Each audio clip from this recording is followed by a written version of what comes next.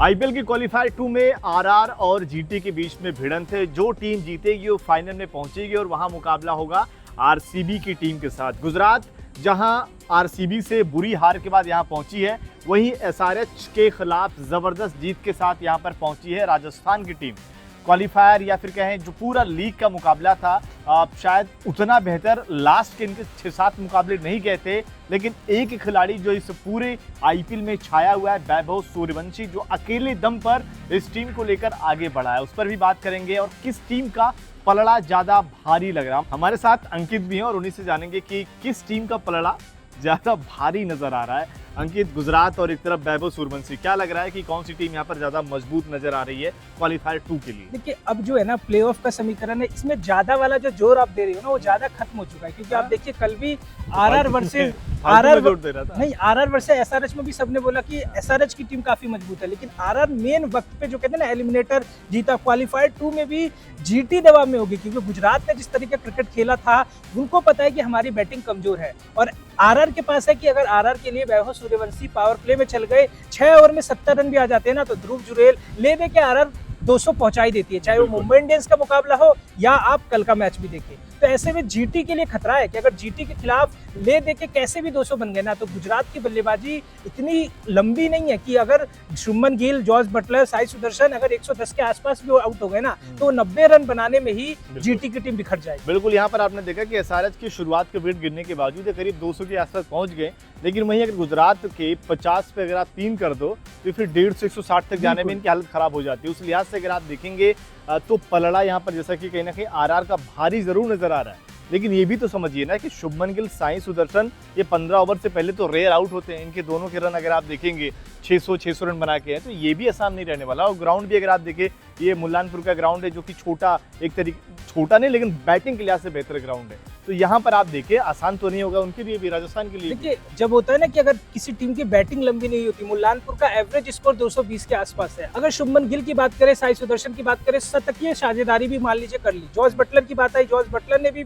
20-30 run बना दिए, लेकिन फिर भी तो टीम फंस जाती है ना, क्योंकि आपको निचले क्रम से भी लंबी पारी का योगदान चाहिए। तेवतिया ने भले ही आरसीबी के खिलाफ अर्धशतक मार दिया, लेकिन जब उनसे बड़े मैचों में उम्मीद की जाती है ना, वहां जीटी नहीं कर पाती। आप इससे पहले भी मुकाबला देखिए, आरआर से ही मुकाबला था गुजरात का, जहां पे अंतिम ओवर में 10 रन बनाने थे, राशिद खान रबाडा ने मैच बना लिया था, और वहां पे तुषार देशपांडे ने वो मुकाबला जिता दिया। उस मैच में भी सुदर्शन और जॉर्ज बटलर की पार्टनरशिप अच्छी लगी थी, मिडिल ऑर्डर पूरी तरह से तहस नहस हो गया था। तो दिक्कत जीटी के साथ यही है। जीटी के साथ तो ये कि इनके पास फिनिशर वो जो 4-5 खिलाड़ी दिखते हैं, संधू, सुंदर और होल्डर, ये सब मिलाकर एक खिलाड़ी बनते हैं, ऐसा लगता है। और वहीं अगर आप इधर देखेंगे, कहीं ना कहीं आरआर की टीम वैभव सूर्यवंशी पर ज्यादा डिपेंड कर रही है, और सामने वाले के लिए कहीं ना कहीं ये खतरा है, क्योंकि ये भी तो देखिए कि सूर्यवंशी ने इतना अच्छा कर दिया है, दुनिया उन्हीं पर बात कर रही है, और ऐसे में गुजरात का भी फोकस कहीं ना कहीं सूर्यवंशी ही रहने वाले रहेंगे। जबकि आप देखेंगे शायद जायसवाल के रन नहीं आ रहे, उनके भी रन आ सकते हैं। यहाँ तक अगर आप देखें, इनके पास जुरैल हो गए, पराग का भी फॉर्म सही नहीं, लेकिन जुरैल का फॉर्म अच्छा है, 500+ रन बना चुके हैं। डोनोवन फरेरा शुरुआत के मैचों में रन थे, बाद में उतना अच्छा नहीं कर पाए।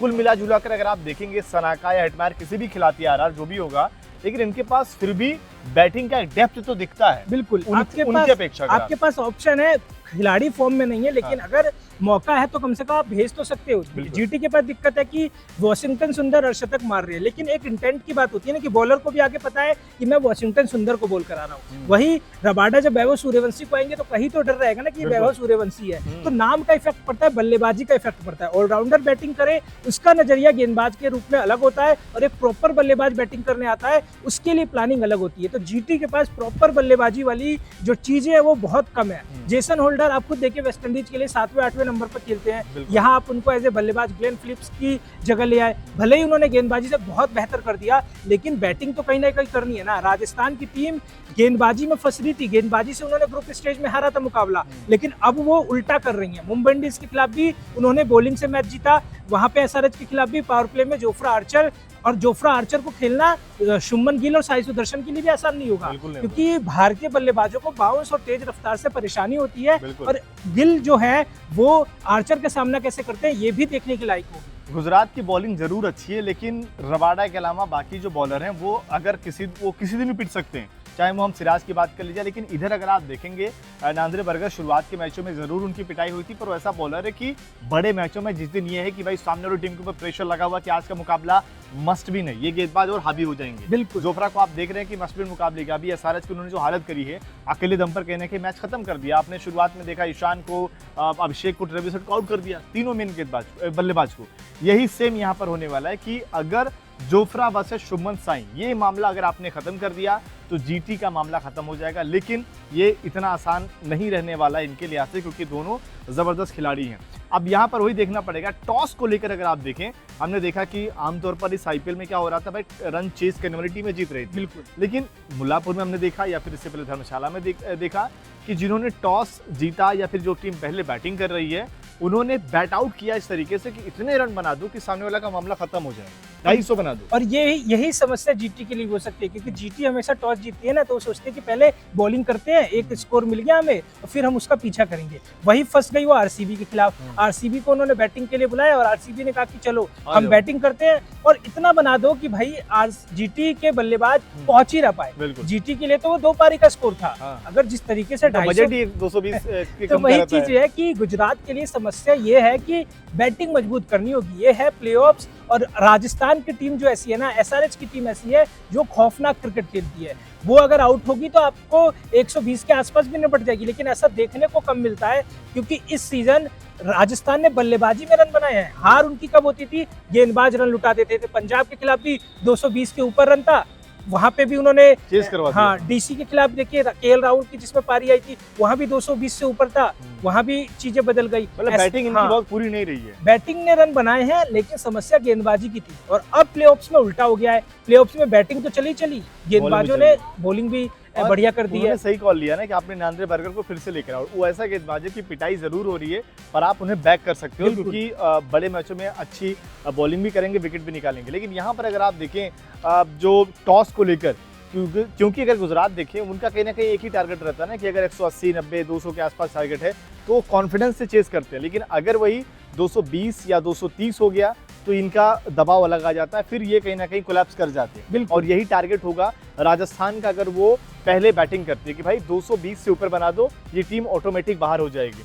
वहीं लेकिन कहीं ना कहीं देखना होगा कि इनके बॉलर अगर आप देखें, इतनी भी तमाम चीज़ों के बावजूद भी, चाहे रबाडा ने अच्छी बॉलिंग तो की है सीजन, रबाडा हो गए, सिराज हो गए, लेकिन क्या नेहरा जी फिर से दिमाग लगा के कुलवंत खजूरिया खिला देंगे? इनकी टीम ने अच्छी बॉलिंग की है, लेकिन इनकी टीम 240 से 2 बार खा चुकी है। एक बार केकेआर के खिलाफ ईडन गार्डन्स में 240 से ऊपर लगे, अब आरसीबी के खिलाफ, मतलब छोटे ग्राउंड पर खाए हैं ये जहाँ पे रन बनते हैं ना, क्योंकि आप देखिए आजकल चाहिए गुजरात। हाँ, आजकल के दौर में कोई आपकी पेस से नहीं डरता। अगर आपके पास लाइन लेंथ स्विंग नहीं है, जोफ्रा आर्चर खतरनाक क्यों है? क्योंकि उनके पास पेस के साथ साथ बाउंस है। वो ऐसी बाउंस है कि आप समझ नहीं पाते। उस चीज का रबाडा और सिराज के पास वो एक्सपीरियंस नहीं है। अगर रबाडा सिराज पिटने लगे, अगर पावर प्ले में विकेट नहीं गिरी, फिर वहां पे जीटी की गेंदबाजी एक्सपोज होती है। आप देखिए, फिर आप कुलवंत को लेके आते हैं, फिर आपके राशिद की फिरकी नहीं चलती, तो समस्या जीटी के लिए ज्यादा है।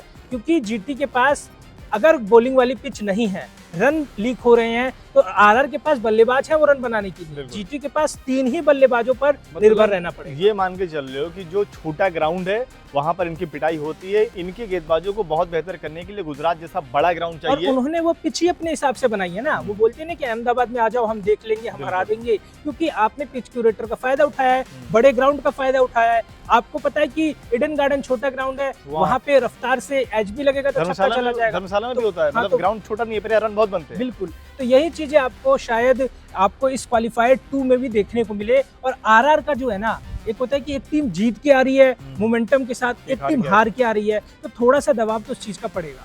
बाकी देखते हैं क्या कुछ होता है। लेकिन यहाँ पर पलड़ा जो है कहीं ना कहीं पिछले मुकाबले का जो मोमेंटम है वो राजस्थान की टीम के साथ ज्यादा नजर आ रहा है। बाकी आपको क्या लगता है, कमेंट जरूर करें।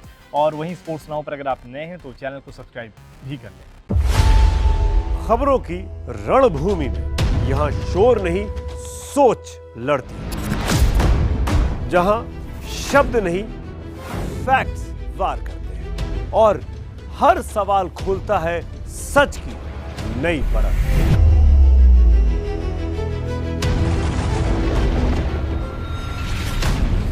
चक्रव्यूह आपके अपने सुमित अवस्थी के साथ सोमवार से शुक्रवार शाम 6:57 पर टाइम्स नाउ नव भारत पर।